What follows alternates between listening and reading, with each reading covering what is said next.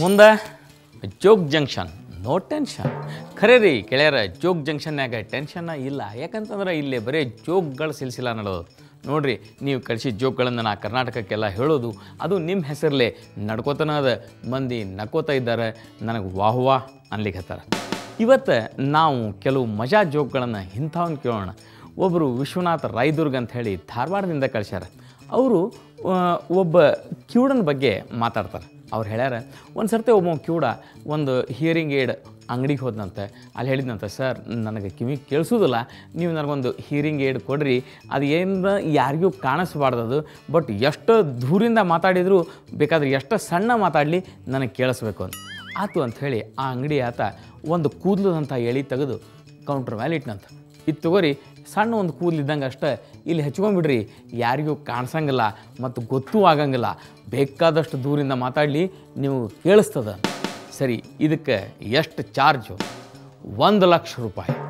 1,00,000 ರೂಪಾಯಿ ಭಾಳ ಕಾಸ್ಟ್ಲಿ ಆಗ್ತದೆ ಸರ್, ಒಂದು ಸ್ವಲ್ಪ ಇದಕ್ಕಿಂತ ಕಡಿಮೆ ಬಜೆಟ್ನಾಗಿನ ತೋರಿಸ್ರಿ. ಆಯ್ತು, ಒಂದು ಬಟನ್ ಅಂಥದ್ದು ಒಂದು ಸಣ್ಣ ನೆಕ್ಸ್ಟ್ ಹಿಯರಿಂಗ್ ಏಡ್ ಕೊಟ್ಟನಂತವ. ಇದು ತಗೋರಿ, ಇದೇನಿಲ್ಲ, ನಿಮಗೆ ಒಂದು 8ರಿಂದ 10 ಫೂಟ್ ದೂರಿಂದ ನಿಂತರ ಮಾತಾಡಿದ್ದು ಕೇಳಿಸ್ತದೆ, ಮತ್ತು ಇಲ್ಲಿ ಇಟ್ಕೊಂಡ್ಬಿಡ್ರಿ, ಯಾರಿಗೂ ಗೊತ್ತಾಗಲ್ಲ ಅಂತ. ಇದಕ್ಕೆ ಎಷ್ಟು? ಇದಕ್ಕೆ 60,000 ರೂಪಾಯಿ. ಇದು ಕಾಸ್ಟ್ಲಿ ಆಯ್ತು ಸರ್. ಮತ್ತು ನೆಕ್ಸ್ಟ್ ಏನಿಲ್ಲ, ಇನ್ನೊಂದು ಅದು ಬೇಕಾದ್ರೆ ಅದು ತೊಗೋರಿ ನಮ್ಮ ಕಡೆ. ಅದು ಹೆಂಗೆ, ಒಂದು ಕೋಟಿನ ಬಟನ್ನಷ್ಟು ಸ್ವಲ್ಪ ದೊಡ್ಡದದ, ಅದು ಸ್ವಲ್ಪ ಇಲ್ಲಿ ಇಟ್ಕೋರಿ.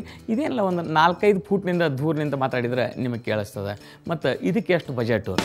ಇದಕ್ಕೆ 20,000 ರೂಪಾಯಿ. ಇದು ಕಾಸ್ಟ್ಲಿ ಆಯ್ತು ಸರ್ ನಮಗೆ. ಹಾಗಿದ್ರೆ ನೆಕ್ಸ್ಟ್ ಯಾವುದು? ಇನ್ನೊಂದು ಐದು ತಗೋರಿ, ಇದೊಂದು ಸಣ್ಣ ಡಬ್ಬಿ ಅಂಥದ್ದು, ಇದು ಒಂದು ಮ್ಯಾಚ್ ಬಾಕ್ಸ್ನಷ್ಟು ದೊಡ್ಡದ.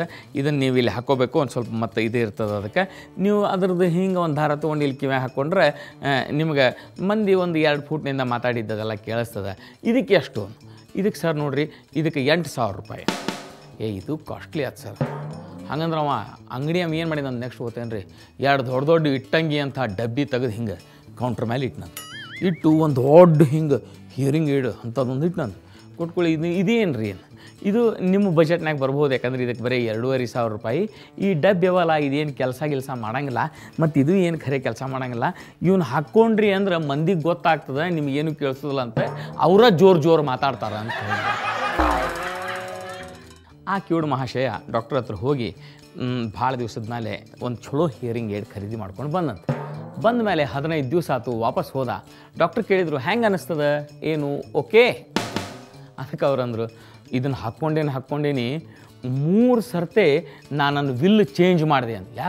ಯಾಕಂದ್ರೆ ಮನ್ಯಾಗ ಏನು ಮಾತಾಡ್ತಾರಲ್ಲ ಎಲ್ಲ ನನಗೆ ಕೇಳಿಸ್ಲಿಕ್ಕೆ ಹತ್ತದ. ಈಗ ನಾ ಹಿಯರಿಂಗ್ ಏಡ್ ಹಾಕೋತೇನೆ ಅನ್ನೋದು ಯಾರಿಗೂ ಗೊತ್ತಿಲ್ಲ ಅನ್ಬೇಕು.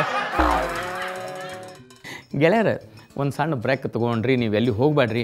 ಇಂಥ ಮಜಾ ಜೋಕ್ಗಳನ್ನು ಕೇಳಲಿಕ್ಕೆ ಇರೋದು ಜೋಗ್ ಜಂಕ್ಷನ್ನಾಗ ಮತ್ತೆ ಜೋಕ್ಗಳ ಸುರುಮಳೆ ಆಗೋದದ. ಎಲ್ಲಿ ಹೋಗ್ಲಾರ್ದ ಬರ್ರಿ, ಒಂದು ಬ್ರೇಕ್ ಆದ ಕೂಡಲೇ ನಾ ಮತ್ತೆ ಬರ್ತೇನೆ.